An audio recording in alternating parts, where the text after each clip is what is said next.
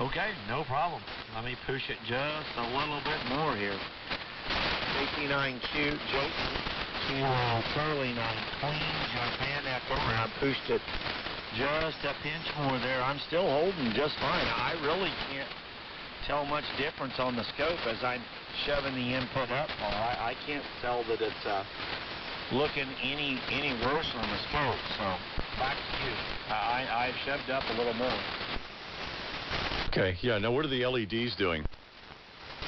Okay, the LED in the center there is just blinking.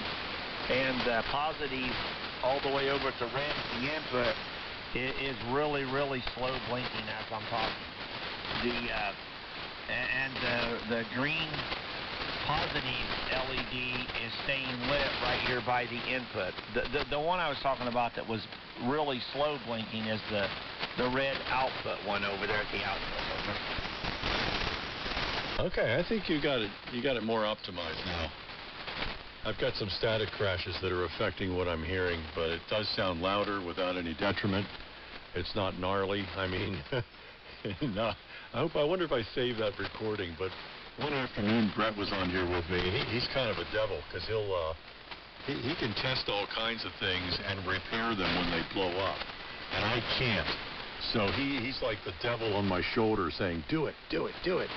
Because, you know, which is why I tried to assure you that the processor will catch it, honest. And the worst that could happen is that the protection circuitry and the transmitter would catch it. And mine never did. And I never hit baseline. And I was really driving the hell out of it on the input side. I had all the LEDs lit.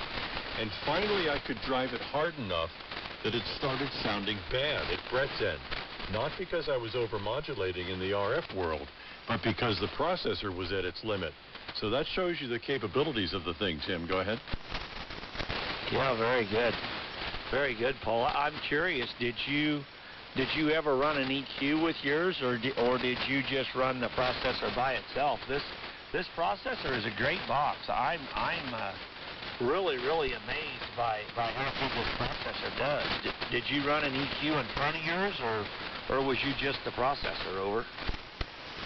No, just the processor. I have two microphones here, actually three, that you can adjust the bass response on. And I rolled it off a little bit from what I ordinarily would run it at. That was my EQ, if anything. This is where it's, if I turn the bass response up at the microphone, you can hear how it starts to sound kind of full. Not quite tubby, but it's kind of full. I don't like it. So I click it back a couple of clicks. I've got a 5-click selection, and it emphasizes the lower mid-range throughout the mid-range and into the upper mid-range. And that seems to suit my voice the best. So I did that on more than one microphone into the Max processor, and it was happy in all three cases. So that was adequate for me. But in Brett's instance, he needed some EQ. He felt like his voice sounded hollow. There was what they call a mud zone down around 200 to 300 that he needed to address with either the combination of his voice and the microphone or whatever he was compensating for throughout his audio chain. So he actually has a front-end equalizer that feeds the Max, which in turn today, for example, fed his 813 homebrew rig.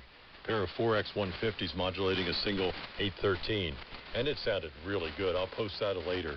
But yeah, so he needed it or chose to have it in there. I chose not. I really wanted to hear the thing on its own merits or deficits, as the case may be.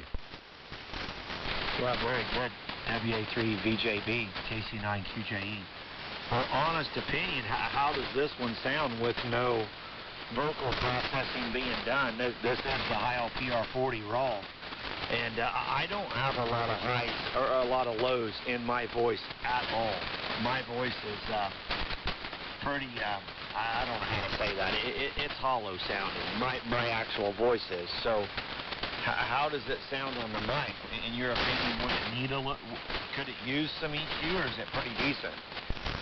I like it. I don't know what you sound like in person, but the chunk of energy that your voice represents seems to be coming through nicely. There used to be a guy named Ron Boot, Ka3OMZ. He was a novice class licensee, and he used to bootleg in the phone portions of the band. And he had a really high voice. And he used to use an equalizer to make the low end come in to such an exaggerated degree that it was actually comical. And the reason why it was comical is that I heard him walking around a Hamfest before I saw him, because I never knew what he looked like. And I used that as a celebrated example of too much EQ on one's natural range. So your voice seems to have where the spectrum is, where the energy is matched nicely with what's coming through at this end. So I don't think you need EQ. If you want to go messing with it like I did when I rolled the, sometimes people like this kind of a sound. They call it voodoo audio. I don't particularly like it this way. I don't know if you're picking it up at your end or not. But in my ears, it sounds too full. It sounds tubby, or almost tubby. So I leave it back here where it's got all that mid-range chunk that everybody seems to like as far as clarity's concerned. So, it's worth experimenting with. If you've already got an EQ laying around the house, hold it up to it. But I certainly think you could ride along with it for a long time and be satisfied with it. Okay, very good. And I think we had somebody else there trying to join up with us. But, yeah, I'll leave it where it's at. I'm very happy with it. I've heard it some on the Kiwis. I was just getting your personal opinion.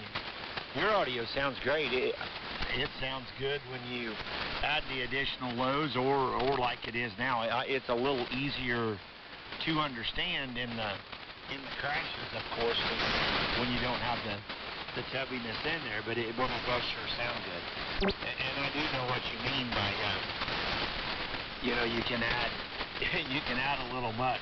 Real easy. It's real easy to do a crunchy nut. You can't understand it, and plus you go to a Hamfest or something, or meet somebody in person, and their voice doesn't sound anything like you're used to hearing. What carrier do you run yours at, Paul? I'm running it at right about 200 is where I'm running it. What carrier do you run yours at? I run mine at 250, and that dates back to when I was doing an A-B comparison between the Super Senior and my broadcast transmitter. I've got a Collins 300G that's also 250 watts. And I was kind of self-conscious about using the Super Senior because it's a boring transmitter. The tubes, there aren't any tubes to light up. It doesn't give off that wonderful aroma of hot dust on tubes. It doesn't have any meters. I could go on and on. It's a boring transmitter. But boy, does it sound good. So my goal was to see if it was distinguishable from the broadcast transmitter using the same audio chain from start to finish. And from switching back and forth between the two, nobody could tell the difference. So that was kind of scary, that this thing is approaching that kind of realm. But it also was an affirmation of its capabilities. Tim, go ahead.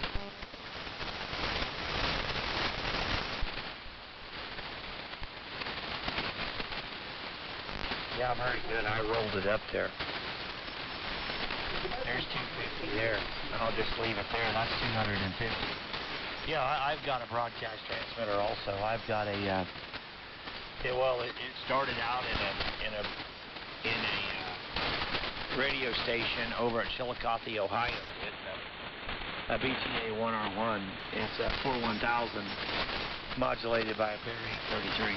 It used to be of course, 833s modulated by another pair, but Borgie, Kc9Qje Ss changed it over to a 41000 modulated by a pair of 833s. It's a 43160. I don't even have it in the shack right now. It's actually in my storage. I'm in the process of moving the shack, but I know what you mean. So very good. I may have to bump the audio a little bit. I don't think so. It still looks really good on the scope. These Class D rigs sure look good on the oscilloscope. That's for sure. It puts out a very good looking waveform. So, and I really do appreciate your help there, Paul. I really do. And drag your feet whenever I switch it back to you there. So I think somebody else was trying to jump it. WA3VJB Annapolis. Jumped on the key a little bit too quick. If somebody else was trying to join, go ahead and come out. Kc9Qje Ss. Good evening, gentlemen. This is Victor Echo 3 Lima Papa Radio. A long time no speak, Paul. Over to you. Wow, that is a blast from the past. Good, great googly moogly, as Frank Zappa would say. VE3 LPR with Kc9Qje Ss from WA3 VJB. Yeah, I heard somebody come to zero, and I was carrying my thought along and forgot to acknowledge you if that was you. Sorry about that.